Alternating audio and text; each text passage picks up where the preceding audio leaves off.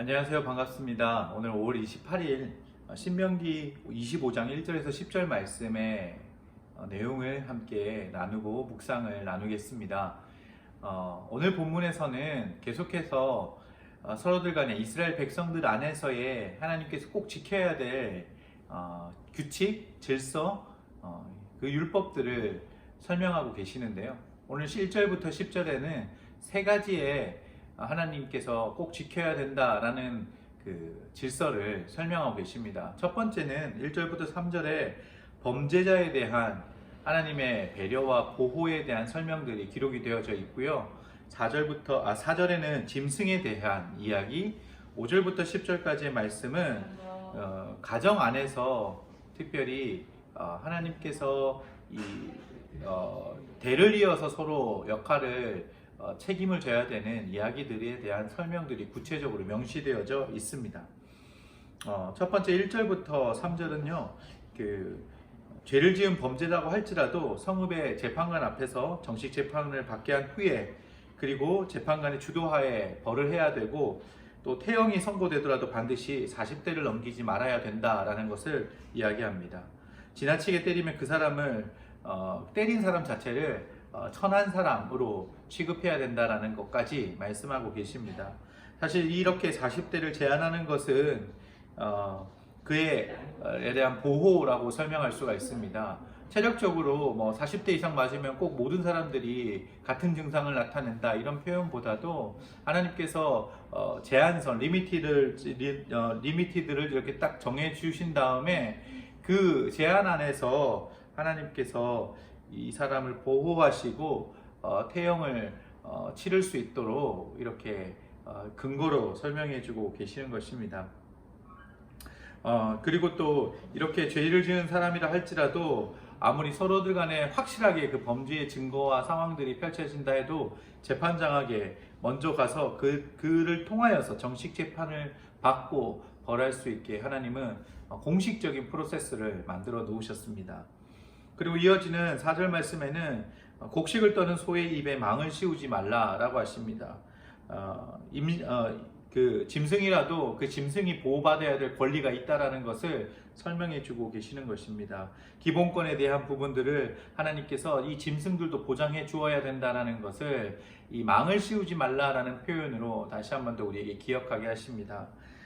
마지막 세 번째로는 이 남편의 형제 중에 남편의 형제가 죽게 되면 그 죽은 형제의 아내를 형이나 그 형제가 먼저 취하게 되어서 그 아내로 삼고 되를 이어서 계속해서 가문에서 보호할 수 있도록 이 말씀들을 자세하게 설명을 하시고, 혹여나 그 형제가 사별한 형제의 와이프를 받아들이지 않을 경우에는 그 약자가 되는 그 과부가 된 여자에게도 어떻게 그 상황들을 진행할 것인가에 대한 설명들을 오늘 5절부터 10절 말씀에 설명합니다.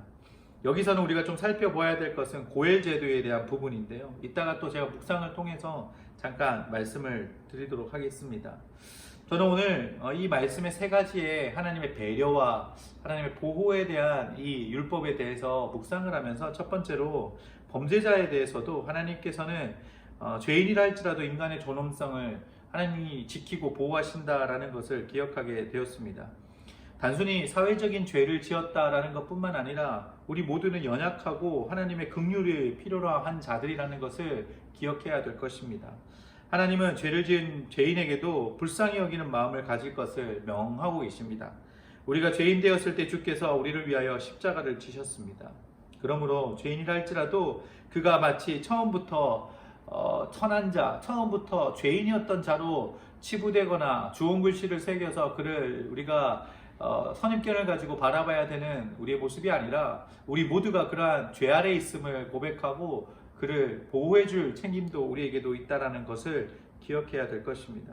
그래서 누구든 우리 안에 연약하고 부족함으로 죄를 지은 자들이 있다면, 설사 그것이 받아들이기 힘든 사회법이라고 할지라도 우리가 멸시하는 마음이 아닌 우리 모두가 긍휼히 여기는 마음을 우리가 품어야 되지 않을까라는 생각들을 해봅니다. 누구든지 멸시하는 우리가 누구든 멸시하는 우리가 마음을 가지면 주께서 우리를 멸시한다라는 것을 우리가 하나님께서도 우리에게 그렇게 우리 스스로를 용서해 주시고 받아주셨듯이 우리도 누군가를 향해서 죄 때문에 그를 비난하고 그리고 또 그를 향해서 멸시하는 모습들이 아니라 품고 용서하고 또 때로는 그 용서가 이루어지지 않는다면 하나님 앞에 그 용서의 마음을 구하며 나아갈 수 있는 저희의 모습들이 되셨으면 좋겠습니다. 그리고 오늘 남편과 사별한 여인에 대해서 보호하고 있는 이 말씀을 보면서 하나님께서 보호해 주시는 그 하나님의 연약한 자들을 품어주시는 마음들을 기억해 봅니다. 이스라엘에는 고엘이라는 제도가 있었습니다.